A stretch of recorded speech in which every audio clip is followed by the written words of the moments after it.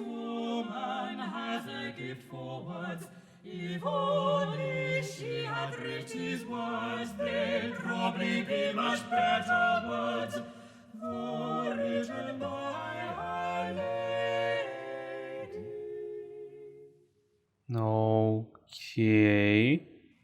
If only she had read those words, they probably much better words, though written by a lady.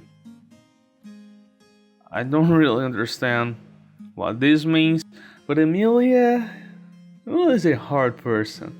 Hopefully, her child is like it's in better hands now than hers. I mean, the child was, but I don't know. She doesn't seem suited for human relationships. Can I say this? She's kind of weird socially. Not weird, but she's too honest, direct, and she doesn't really think about others. She just wants to do the things that she wants to, and I mean that's fine. That's totally fine, but you had a child. That's totally your responsibility. Let's just turn the page. I'm kind of scared what Emilia can bring.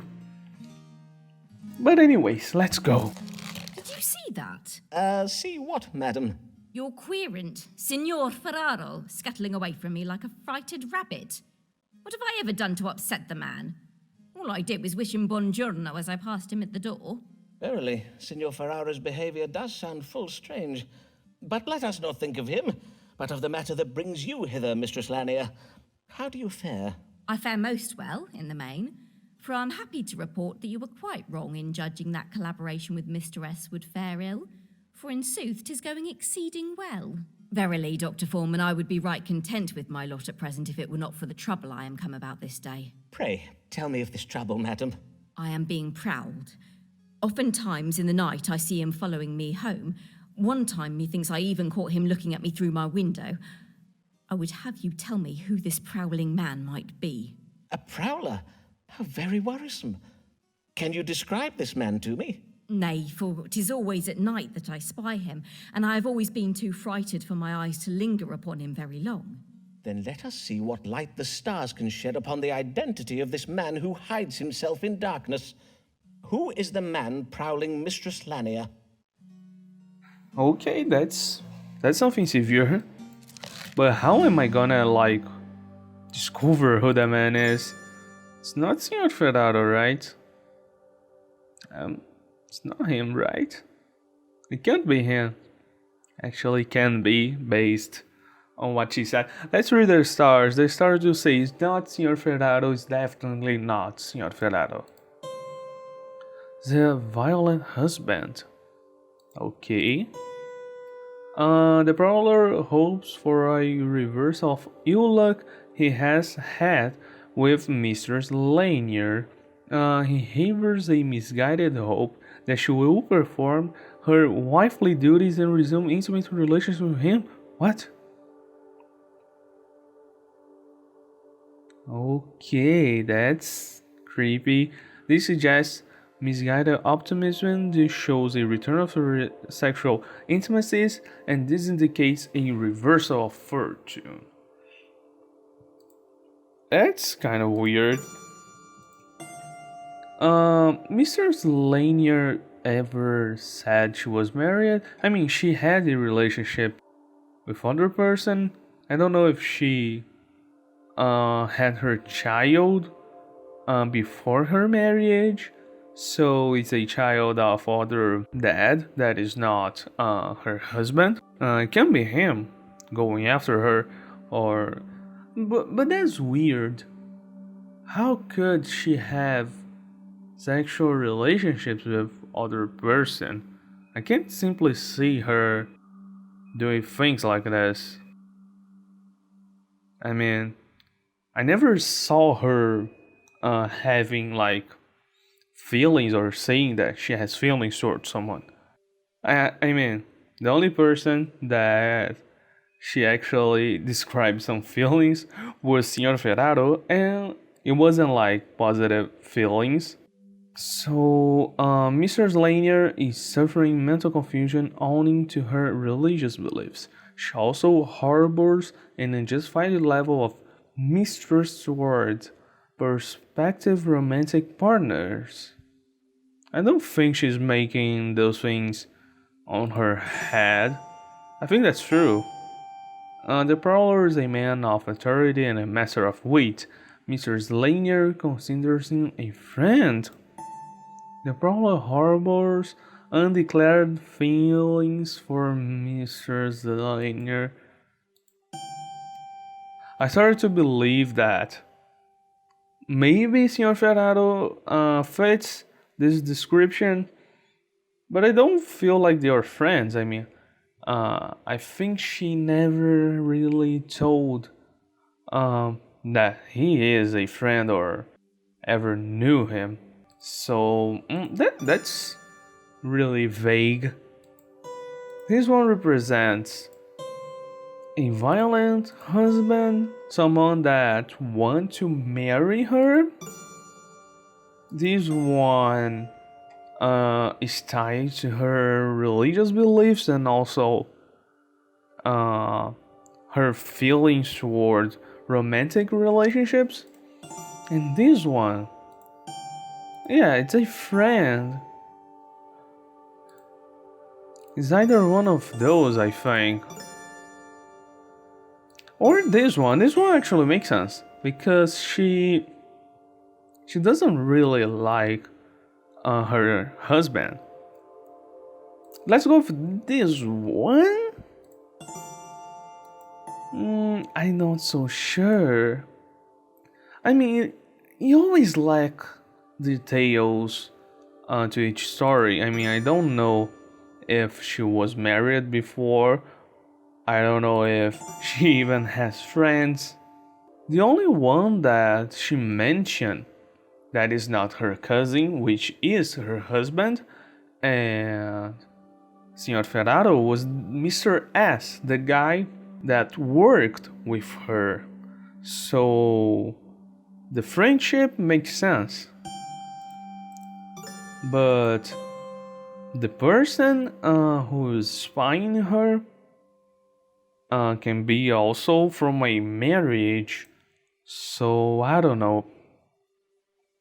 Mr. S can be the person, probably he is the person, but he can fit both holes. And this one,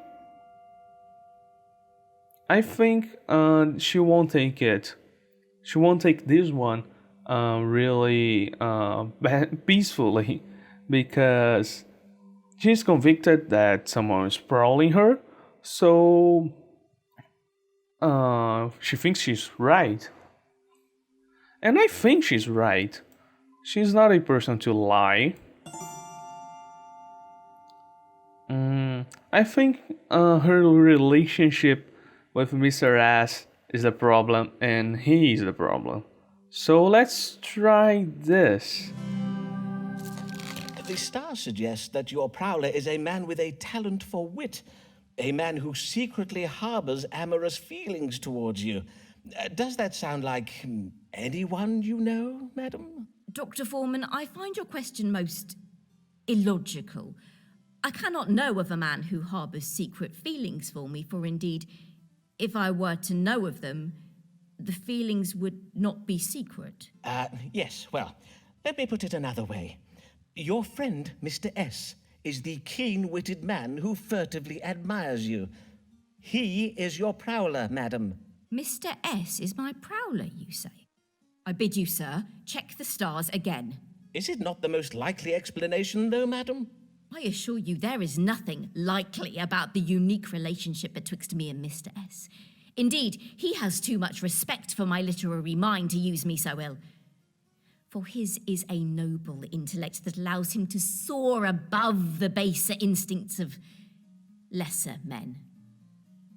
Now, if you will not judge the stars again for me, I will bid you good day, Dr. Foreman.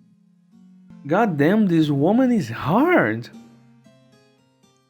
I can't seem to get her readings right.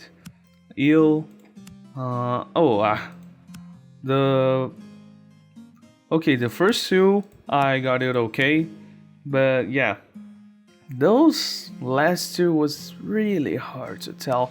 I still think that Mr. S is the guy prowling her, and the amount of worth she puts into him probably may treason her at some point. And I mean, sometimes the truth will come and will be harsh. I hope everything's fine with her. I mean, I don't wish her any evil, but I can't see other person other than him. I mean, I don't have all the information about her life, so it's kind of hard. Dr. Foreman does not understand how unlike we artists are to common folks. Oh, we artists are superb and something totally different. Oh, come on, lady. You're not that special. Hear ye, hear ye! Sir Walter Raleigh fails to find legendary Treasure City. Rumours say next Raleigh voyage is to Pot of Gold at End of Rainbow. Hear ye! So, I don't really expected this guy screaming. So Walter Riley fails to find the legendary. Rumor says the next Riley voyage spots of gold at the end of the rainbow. So, that guy from church, I think his expedition went wrong. As he should have. I mean, I just told him what he wanted to listen. Reports have lately come is that Sir Walter Raleigh's expedition to the New World in search of El Dorado has been a colossal closer fail. Despite Raleigh's assurances to the Queen that he would return with gold raided from the legendary city, is it sad that Raleigh's ships bring back naught but potatoes? Experts predict Her Majesty's reaction to be somewhat testy. Okay, alright. Probably Thomas. Thomas? Yes, Thomas will make a visit here right now. Am I right? Here comes Emma, so kindly she, to the frail and aged she offers sympathy. What is she for others have? Especially when they're born of wealth. Here comes Emma, so kind-hearted is she.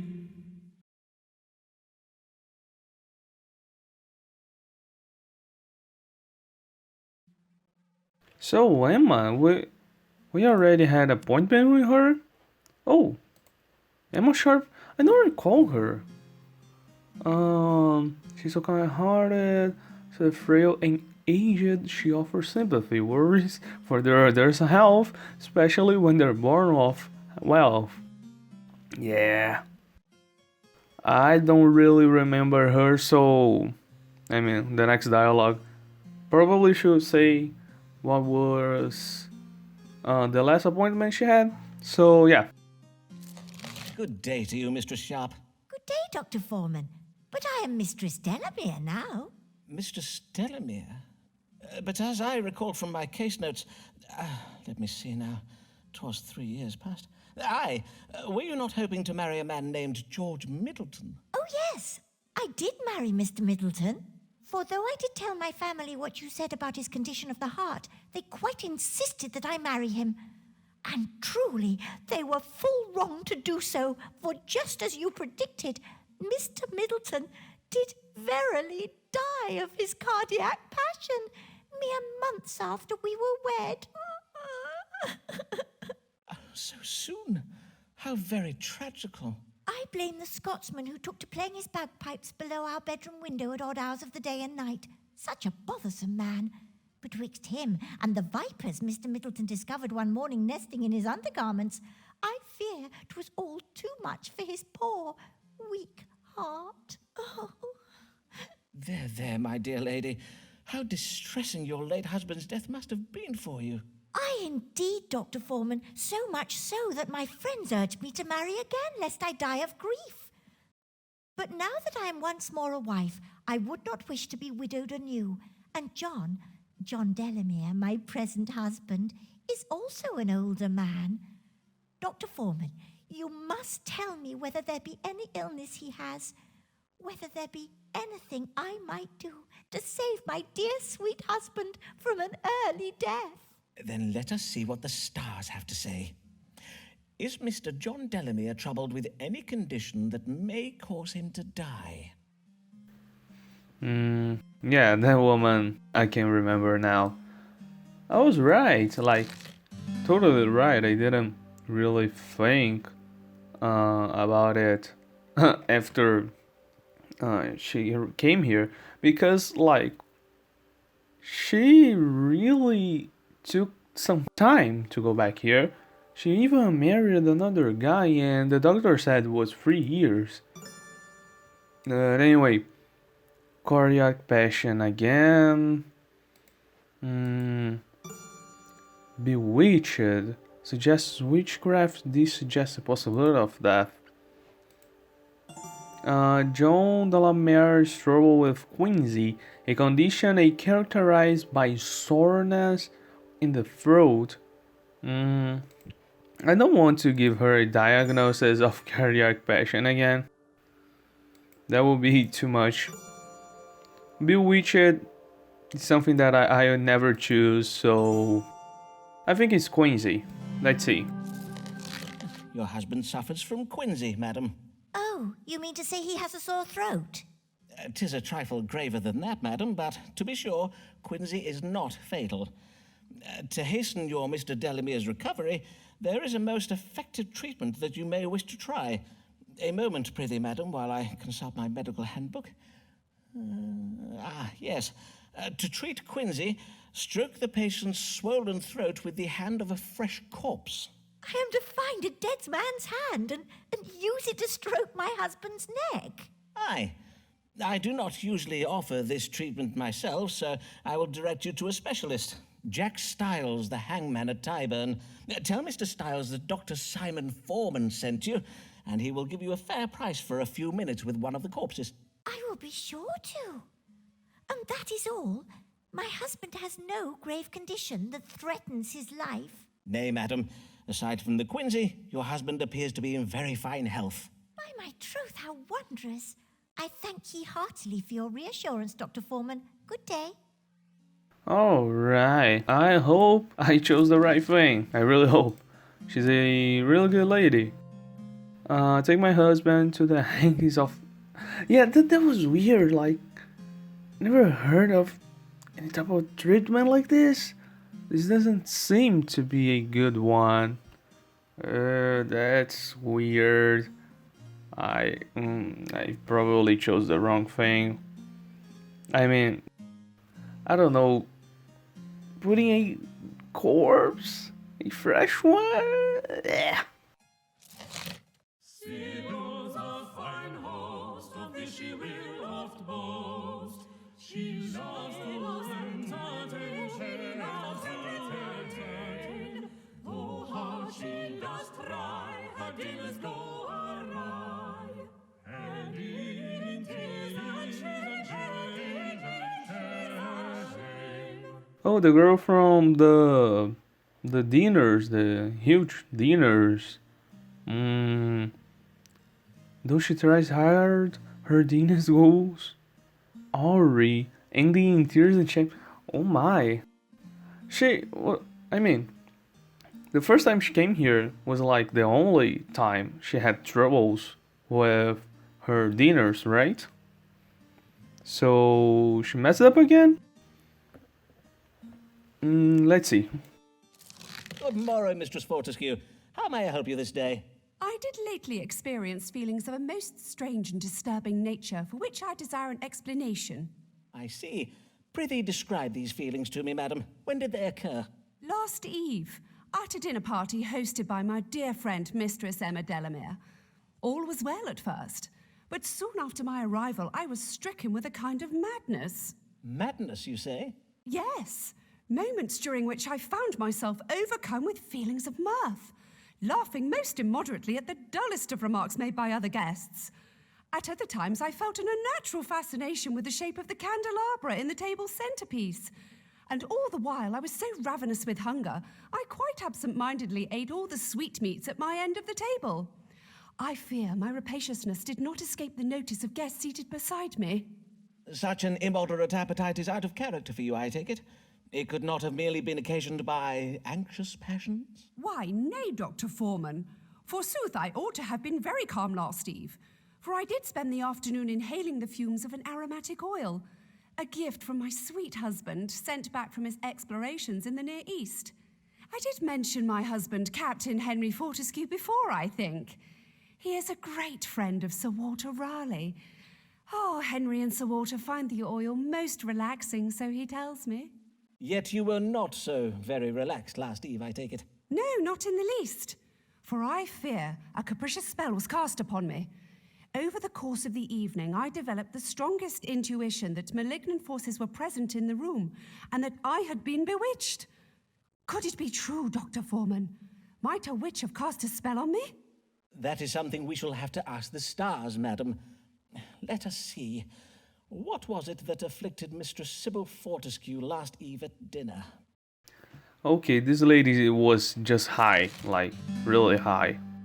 There's nothing more than that.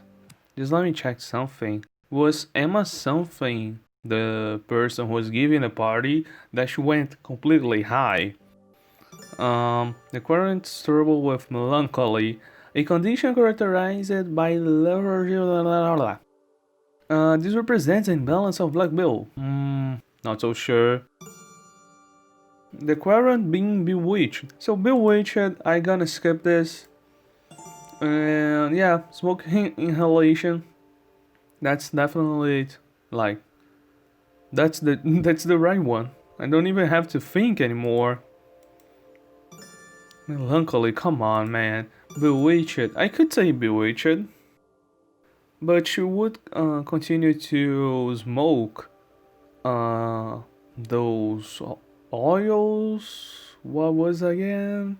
I don't recall right now. But that's definitely it. Don't even need to question. Now, madam, the oil your husband sent you. This was the first time you did inhale its fumes, methinks. Yes, the shipment of gifts from my husband did only lately arrive. Then I think we have your answer. I have read some interesting tales of such oils and herbs of the Near East. 'Tis said they occasion certain temperaments, to wit, an excessive sanguinity, which will have caused the immoderate laughter and increased appetite. They can also provoke a narrowing of the mind, which would explain your temporary fascination with the candelabra, and I believe the fumes of this oil may also have been responsible for the notion that you have been bewitched. And the men of the Near East gain pleasure from this oil? They would render themselves foolish on purpose? Aye, indeed. Foreigners have many strange customs and desires that we cannot hope to understand. How fascinating! I thank you for this explanation, sir. Indeed, 'twill make for a most diverting tale with which to regale guests at my next dinner. God give you good morrow, Dr. Foreman. Alright, pretty easy. Nothing really much to say.